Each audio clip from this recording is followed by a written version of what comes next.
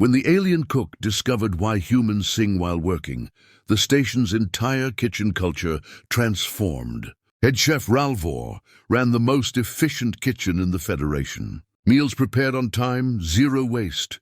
Perfect silence except for the precise sounds of professional cooking. Then Station Command assigned him a human sous chef, and everything fell apart. Maria Santos arrived at 05 just for the breakfast shift, tied her apron, and immediately started singing.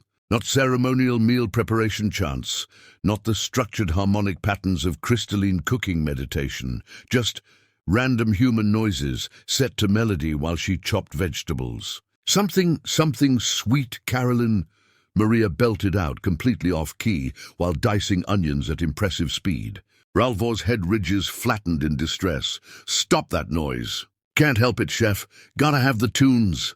Maria grabbed a potato and continued her assault on musical coherence. Bum, bum, bum. This is a professional kitchen, not a, Ralvor searched for the word, a human recreational noise facility. Maria just grinned and kept singing. By day 3, Ralvor was ready to file a formal complaint. But then he noticed something strange. Maria's prep work was done 30 minutes faster than his previous sous chef. Her vegetable cuts were perfectly uniform. She hadn't made a single timing error, despite the kitchen chaos of breakfast rush. "How are you working efficiently while making that sound?" Ralvor demanded. "The singing?" Maria cracked an egg one-handed, showing off clearly. "Helps me focus, gets me in the zone. Plus, chef, you gotta admit, this kitchen is way too quiet. It's creepy. It's professional. It's like cooking in a morgue." Maria started whisking eggs with unnecessary vigor. "Food is about life, chef. Joy. Flavor. You can't create something delicious in total silence. The food can feel your energy." "Food cannot feel," Ralvor stopped. "That's not scientifically accurate." "Maybe not," Maria agreed cheerfully, "but I bet I can prove my food tastes better." She couldn't possibly prove that. Taste was objective, measurable. Except the station crew started specifically requesting Maria's breakfast shifts. Same recipes, same ingredients, but somehow the morning regulars claimed her food hit different. Ralvor taste tested everything, ran molecular analysis.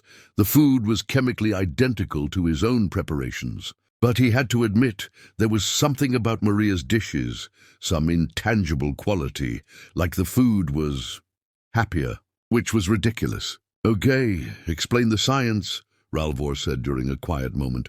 "How does your noise-making affect food quality?" Maria thought for a moment, then smiled. "You ever cook when you're angry, chef?" "Yes, anger doesn't affect—" "The food tastes angry," Maria interrupted, "and tense.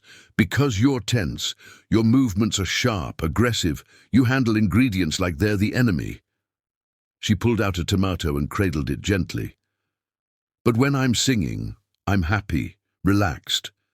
I treat the food with love. Take my time even while moving fast. And somehow, maybe it's just human superstition, but the food knows. That's completely unscientific." "Cool. Keep believing that while I get all the compliments." Maria started singing again, this time something about "don't stop believing" while searing fish. Week 2 brought a crisis. The Vorash ambassador's delegation was coming for dinner. 40 guests, 7 courses, Ralvor's career-defining moment. Everything had to be perfect. Maria arrived for the dinner prep and immediately reached for her personal music device. "Absolutely not," Ralvor said firmly. "This is too important for your noise." Maria's expression shifted, less playful, more serious. "Chef, I work better with music. You've seen the results." "Not tonight. Tonight we do this properly, in silence." Maria hesitated, then nodded. "Your kitchen, chef." The prep work began in Ralvor's traditional silence, and immediately everything felt wrong. Maria's knife work was still precise, but slower, hesitant. She double-checked temperatures she normally nailed instinctively, dropped a whisk, apologized 3 times for things that weren't even errors. By the 3rd course, Ralvor realized his human sous chef was paralyzed by the pressure of silence. "Maria," he said quietly, "why did you stop singing?" She looked up, surprised. "You said—" "I know what I said. I'm asking why you stopped." Maria set down her knife. The singing isn't just fun, Chef. It's how I regulate, how I stay calm under pressure. When I sing, my brain doesn't have space to panic about messing up. It just flows. She looked embarrassed. Without it, I'm just thinking about every way I might fail. Ralvor looked at the remaining courses, at Maria's unusual tension, at his own rigid insistence on his way being the only way. He made a decision that went against 40 years of training. "Sing," he said. "What?" "Sing. Now, whatever noise helps you work, make it." Maria's face lit up like station sunrise. She grabbed her music device, and suddenly the kitchen filled with something she called classic rock. Her shoulders relaxed, her movements smoothed. Within 30 seconds, she was back to her normal speed, humming along to lyrics about living on a prayer. And somehow, impossibly, Ralvor found his own stress decreasing. The dinner was flawless. The ambassador personally came to the kitchen to compliment the meal.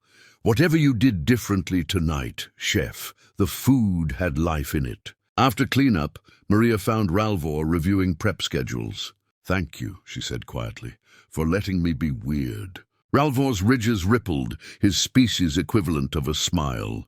"Perhaps your weirdness has merit. Does this mean I can sing during regular shifts?" "Under one condition." Ralvor pulled up a human music database. "Teach me this classic rock. If I must endure the noise, I should at least understand it." Maria's grin could have powered the station. "Oh, Chef, we're starting with Journey. You're gonna love it." 3 months later, kitchen crew from other shifts started requesting transfers to Ralvor's team.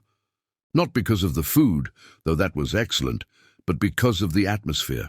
Word spread about the kitchen, where a Vothari head chef and his human sous chef sang while cooking, badly, joyfully, while producing the best food on the station. Ralvor never did get good at singing. His attempt at "Don't Stop Believing" sounded like a malfunctioning engine. But Maria was right about one thing. The food did taste better. Maybe it was the reduced stress. Maybe it was the joy in the process. Maybe the food really could feel their energy. Or maybe, Ralvor thought while attempting to hit a high note and failing spectacularly, some inefficiencies make everything better. Stories like this remind me why I love sharing them with you.